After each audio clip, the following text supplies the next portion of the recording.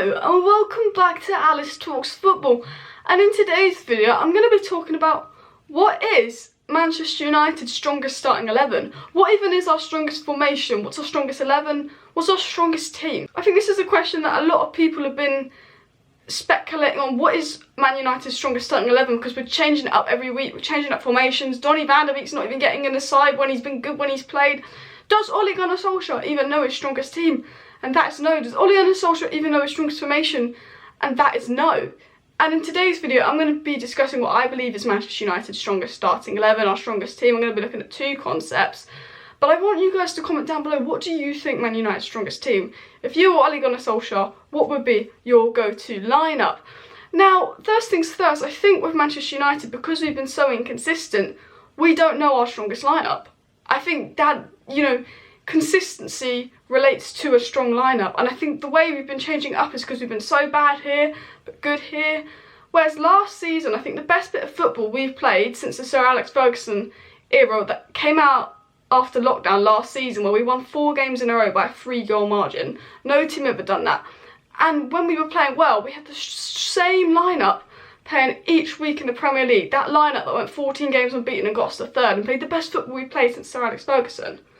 And every one of those players is still at the club from this lineup. This was our lineup. This was our strongest lineup last season. We knew what our strongest lineup was at the end of last season. So what has changed this season? Inconsistency, tactics. That's what I'm going to talk about. What is our strongest lineup this season?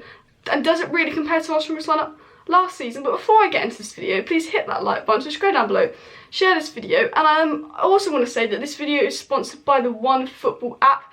The link to download the app is in the description. The OneFootball app, literally an app on your phone. You open the app, boom, news. All the news, transfer news you want to know about is there. Any relevant stories, good stories worth reading will be there. They write good stories, good articles, good news, good updates.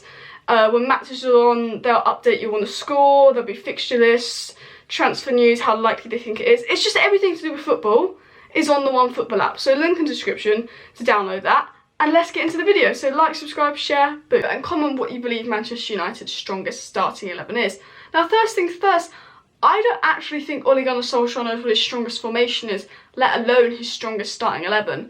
But in today's video, I'm going to be looking at two concepts. I'm going to be looking at the 4-3-3 formation that seemed to be pretty successful for us last season. I think in terms of consistency, it has been our best formation, but I'm also going to be looking at the diamond formation, which I believe could be our strongest formation if we get it to work because of the numbers in the diamond formation. So what do I believe is Manchester United's strongest starting 11? So the 4-3-3 is what we went with last season, and it seemed to work.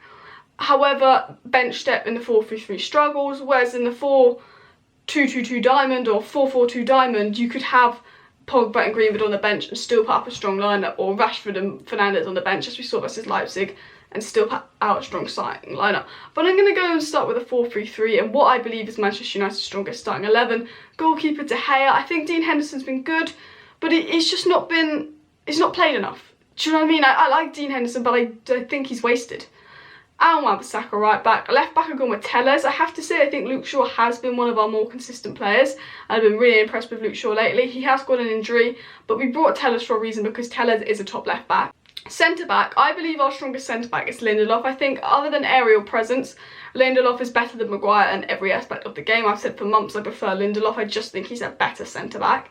I think he's better on the ball. I think he reads the game better. I think he's a better tackler. I just think Maguire is more physically an aerial presence. Now, I would like to see Lindelof and Tuanzebe or Lindelof and a fit Bailly play together, because I do think Maguire is our second best centre-back after Lindelof, but Maguire and Lindelof don't work together because they're both slow. Whereas I feel like Maguire and Tuanzebe could work together, or Lindelof and Tuanzebe could work together. But Tuanzebe, he's not played enough. Bailly's not played enough. So I'm going to have to put Maguire in there. But I would like to see Lindelof play a game with Bailly and Tuanzebe.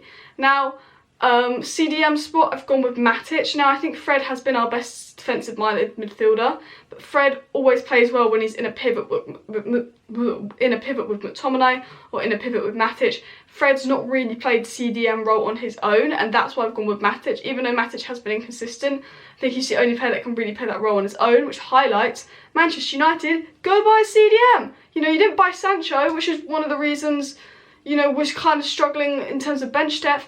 Now we need a CDM and a centre-back. So I've gone with Matic, but I've gone with Fred underneath because I would like to see Fred try that role. I think he is our best sort of midfielder at the moment. Now in the box-to-box role, I've gone with Donny Van De Beek because I've been unimpressed with Pogba. I think in the few minutes Donny Van De Beek's played, he's been good. He played 60 minutes in the box-to-box role versus Istanbul, Başakşehir. It was the best player on the pitch, so he needs to start and he needs to play in that box-to-box role where Pogba plays. I think he's been better than Pogba. I think Pogba's a world-class player, but I think Pogba's only been putting out 6 out of 10 performances at most. The cam role is obviously Bruno Fernandes, no question about it. Left wing Rashford, striker Martial, right wing Greenwood. I think, you know, Greenwood and Martial haven't played much, they haven't had much chances, but I think Martial is better than Cavani. I think even though Martial hasn't scored in the Premier League and he's had a suspension, he might need a few games to warm up and a goal for confidence. I just think what Martial adds to the team is very important. I think he improves the players around him and Martial can hold up the ball, and I would not drop Martial. I think Greenwood, given one chance, he'll finish it. He just does a bit more than Mata. I think Mata's a really good player, but he's past it. And Rashford on his day, world class. Rashford just needs to get consistency out of that front three. So that is what I believe Manchester United's strongest starting 11 is. But in terms of the bench, there's not really much improvements we can put on. Pogba and Cavani maybe. One of these players gets injured and you're looking at maybe Dan James and Mata coming in. And even Igalo. Now, I think the diamond formation could be our strongest formation if we get it to work. However, as said earlier, it's inconsistent. We can beat Leipzig 5-0, but we can't beat Istanbul with it. Now, this is what I think would be our strongest diamond starting 11, and I think if we can get it to work, our strongest starting 11. The same back four: Telles, Wan-Bissaka, David De Gea, Lindelof, Maguire. CDM, Matic, box-to-box, Donny and Fred. I think Fred was excellent in the box-to-box role when he played. Bruno, Cam, Rashford and Martial are split strikers. I think this formation works if we can get it to work. If we can play it the right way, we can get it to work, we can use the right tactics, I think it'll be good because it means you have Cavani, Pogba and Greenwood all on the bench that can make an impact. I don't know why, but like that bench sounds a bit stronger. Like having with the other formation, you don't have Greenwood on the bench, you've only got Pogba and Cavani, but Greenwood's that pace that you can bring on. If you get what I mean. That's the diamond formation. Now let me know in the comment section down below, what is Manchester United's strongest formation? What is our strongest starting 11? And do you think Ole Gunnar Solskjaer actually knows our strongest 11? And do you think we just need to find a starting 11 that's good and build consistency?